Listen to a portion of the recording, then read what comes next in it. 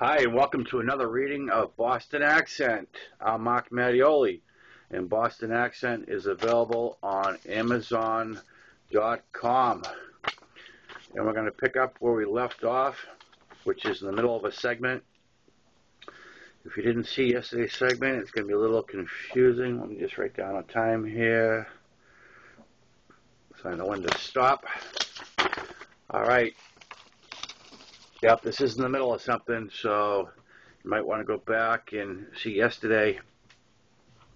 See the previous one, the start of this, or just go with it. You're feeling flexible, like you can just pick up on where this is. Cool, go for it. Be my guest. See if I care. All right, here we go. Boston Accent, and this is mature subject matter. Okay, let's go. Where were we? Okay.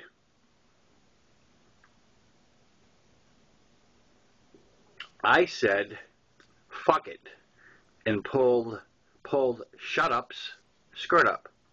See how confusing this is if you didn't hear yesterday? Even if you saw yesterday, this might be confusing, but, you know, this is great.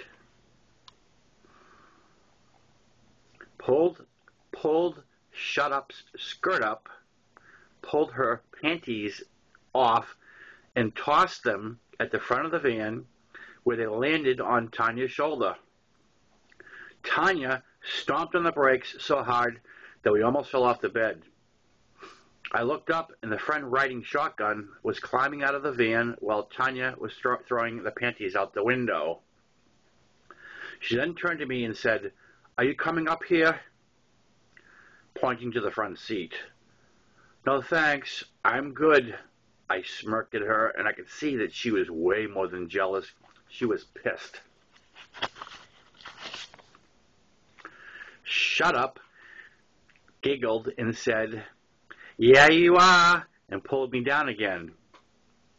Tanya turned on the inside van light and looked to see Shut Up topless and her skirt around her waist. I heard her mumble, "Asshole," as she shut the light off and drove the van back to the main road.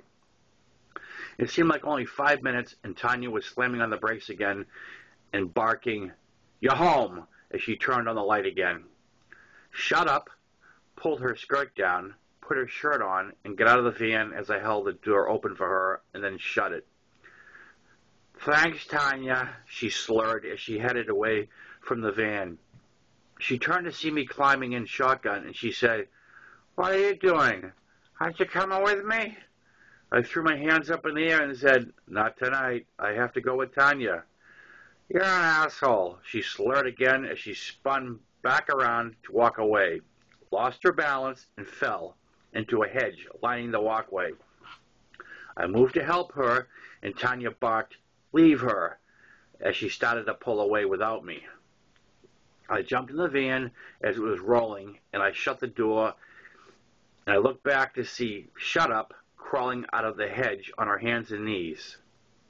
Making friends," Tanya said in a sarcastic sing-song as we pulled away and headed back to the road.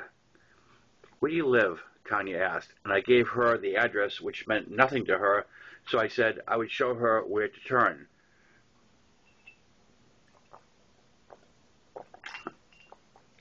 It's orange juice. It's yummy. It's no vodka, I swear to God.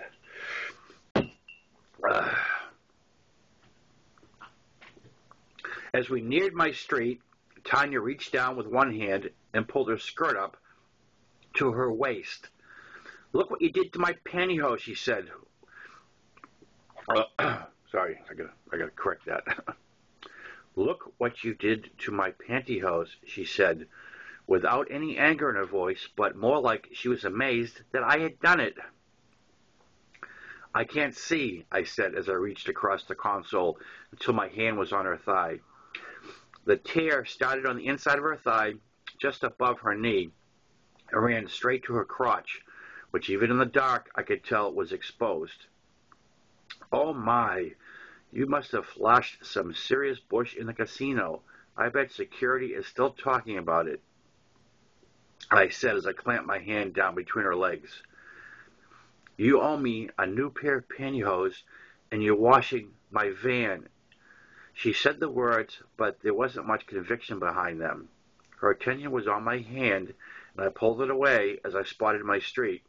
"Take this right. I'm the first house on the right." Tanya pulled on the drive and shut off the motor. There was no one home, and I did not expect them till sometime tomorrow. "Did you want to come in?" I asked, even though my better judgment told me this was not a good idea. "Sure," she smiled, and for a second she almost looked sane. Almost. "Here," she said as she passed me my chain. I didn't thank her. I just got out of the van. Once inside, I grabbed a couple of beers out of the fridge and we went up to my room. While I was sitting on the edge of the bed, opening the beer, Tanya took off everything except for her ripped pantyhose and lay down on the bed. "Look what you did to these. You're buying me a new pair," she said as she stretched the ripped leg high in the air like a dancer doing stretching exercises. "That's it," I said as I set the beers down. I stood up and walked to the end of the bed. I grabbed her by her feet and pulled her to the edge of the bed. I pushed both her legs straight up in the air and then began to tear her pantyhose off her in strips. I didn't stop until she was naked, and there was little pieces of pantyhose all over my room. The whole time I was ripping them off her, she never said a word, but just stared at me with a grin on her face and that crazy look in her eyes. When I finished, she spread her legs wide and said, "How about that beer?" I said, "Right," and I dove on top of her. What happened next is something I will never forget. I'm on top of her in the missionary position, and she decides that she is going to be dominant on the bottom by raising her ass off the bed and lifting me in the air. She wasn't rising to meet me in thrust. She was doing all the work. She began to rise slowly, like a reverse push-up, and then her pace began to pick up as she got faster and faster, lifting me in the air. I easily outweighed her by 50 pounds, and she was lifting me like nothing. Thrust, thrust, thrust, thrust. Her ass just kept going up in the air, faster and faster, with her breathing increasing, but her showing no signs of tiring. As she began to reach a manic level of thrusting, I began to look for something to hold on to. I really could have used a couple of handles attached to her breast or a seat belt. I was afraid to look at her face for fear her head might be spinning, and my main priority was surviving this ride. Then, just as I thought I might vomit came into my head, she lifted me high in the air and kept her ass there for what seemed like an eternity, while she convulsed and shook. A high-pitched whine came from deep in her chest, and I got brave and stole a peek at her face. Her eyes were truly rolled back in her head, so from my angle, all I could see was white. "Oh, God help me," I whispered to myself, and then her ass dropped to the bed. I rolled off her very slowly, watching her face as she lay with her eyes closed, panting as she tried to catch her breath. She had drool running out of her mouth, and I thought to wipe it away, but thought better of it.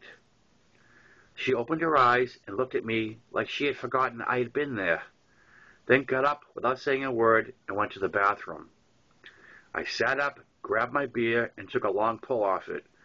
Then a thought crossed my mind. What if she wants to go again?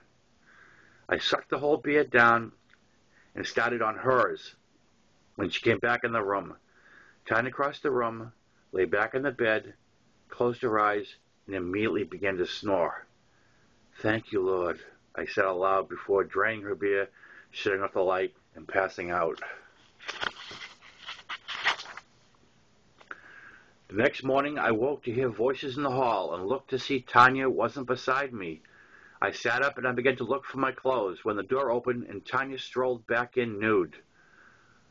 "Just met your roommates," she said as she winked at me. "You went out in the hall naked?" I asked her, feeling a little concerned. "I went downstairs to the fridge to get something to drink. I was dying," she said. "Where are my roommates?" I asked. expecting the worst and getting it. In the kitchen, she said with zero expression. Nice, I said. She finally picked up on that I might have a problem with this, and she smirked and said, "Fuck 'em." We both got dressed, and Tanya held up a piece of her torn pantyhose and waved it at me. "I know I owe you a pair," I said as I ushered her out of the room. As we hit the bottom landing at the front door, my roommates all in unison said, "Goodbye, Tanya, nice to meet you," with big shit-eating grins on their face. Tanya said nothing, just waved her hand, and I felt my face turn 3 shades of scarlet. At the van, we said goodbye. No kiss, no hug, no phone numbers, not even, "You're washing my van." Tanya smiled, and Tanya smiled and said, "I had a good time. Maybe we can do this again sometime. I'll be watching for you." She winked, got in the van, and drove away. I returned to my room to pick up shredded pantyhose while my roommates gathered in the doorway to watch me, speechless. Just another night, I smiled. Okay. We don't have enough time to start another one. I don't like these starting and stopping in the middle of these segments. I don't like it. And I've got like 3 minutes. It's not going to be enough. Okay, yeah, this next one's going to be another long one, right? Oh yeah, this next one's a good one.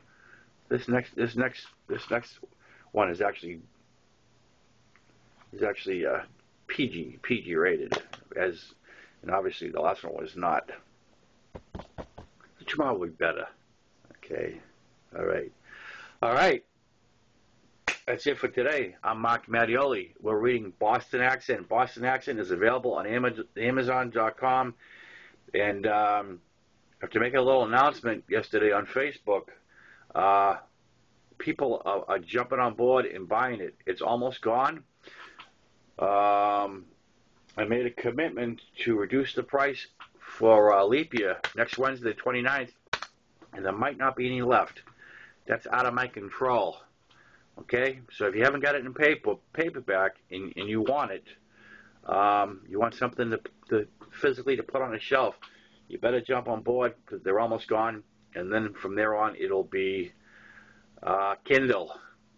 All right, Mark Mattioli signing off. Ciao.